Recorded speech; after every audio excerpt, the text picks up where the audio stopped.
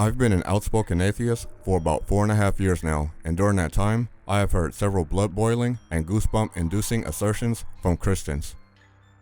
Debate is a fantastic tool to understand what their opponent thinks on a given subject, especially on religious beliefs, and shouldn't be regarded with the intent to win or change somebody's mind. So if you are particularly Christian and want to convince me that your specific deity exists, you should probably steer clear of using the following assertions during a debate with an atheist. 1. Do you worship Satan? This assertion presupposes that the Satan character actually exists. No, I do not worship Satan. I am not convinced that Satan exists in the same way I'm not convinced that your God exists. I know that science has no possible method of testing or investigating the supernatural because science only works with methodological naturalism. I have no reason to believe that a boogeyman will subsequently torture me forever after my life expires for misbehaving. According to the documentary I produced in collaboration with Michael Sherlock, my beliefs on Satan are as follows. The truth is, he is a rescripted mythological character adopted by the Jews of the Persian period, passed on to Christians and fed into young and trusting minds as a boogeyman that will torture you if you dare not submit to the religion of Christianity. 2. I know God exists. No, you do not know God exists, you only believe God exists. In terms of knowing, knowledge can be demonstrated as opposed to mere belief. Belief can be regarded as a subcategory of knowledge, but knowledge is objectively verified. Aaron Ra once said, "It is dishonest to assert as fact that which is not evidently true, because if you can't show it, then you don't know it." As an atheist, I could care less how strong you are in your conviction, because your belief will never equal knowledge.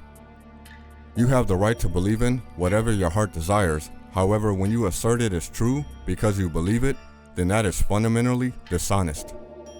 Go ahead and present your evidence for why you believe in your God, not assertions, claims, or strong convictions, but objectively verifiable evidence that is suggestive of your conclusion. According to the fundamental rules of logic, positive claims require positive evidence, extraordinary claims require extraordinary evidence, and that which is asserted without evidence can be dismissed without evidence. 3. I will pray for you. Translation: I want the best for you as long as it takes no effort on my behalf. I personally believe prayer is synonymous to talking to yourself and is a sign of weakness. I think prayer is potentially self-hypnosis and a placebo effect. If you are praying, you are implying that you are insecure about your God's plan.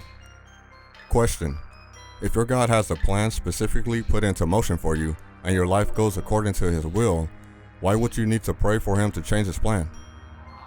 Whenever you do pray, you only count the prayers by which you assume were divinely inspired, while ignore the prayers that were not answered, to make fantastic use of your well-evolved confirmation bias to keep you strong in your faith. The first thing I would do if someone was in need is ask them the following. What can I personally do that will make a difference?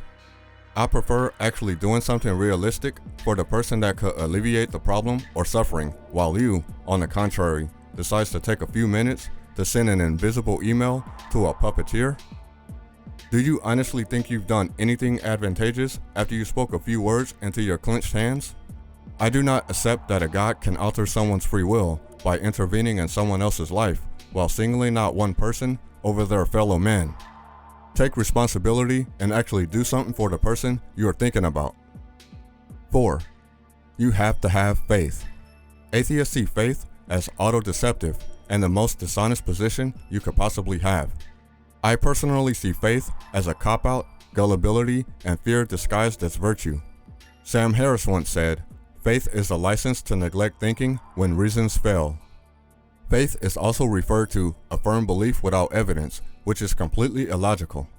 Since faith can be a degree of willful ignorance, ignoring evidence, believing in spite of evidence, or the closing of one's ears and the plugging of the fingers into the ears, it can also be described as an impenetrable stubbornness. 5. Why are you so mad at God? This is another presupposition which assumes God actually exists. I cannot honestly be mad at a God if I'm not convinced one exists. What I am mad about, however, is the fact that religious people try to codify in the law their religious principles which directly violate human rights.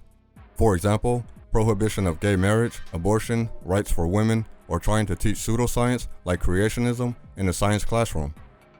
If someone is doing all of that in the name of their imaginary beings, it does not matter which imaginary being it is, I would be opposed to those mandates. Many political leaders are inspired by religious teachings and want to trample the Constitution and bulldoze the wall between church and state. Religious beliefs can turn people into fanatics and, most importantly, have a direct influence on their actions.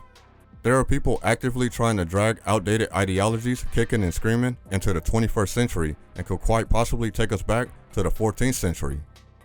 I encourage Christians to actually sit down and talk to atheists because you will actually be pressed on your position, squash some of the stereotypes, and why you believe what you believe.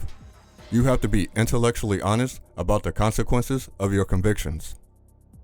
What are other assertions that Christians say to atheists?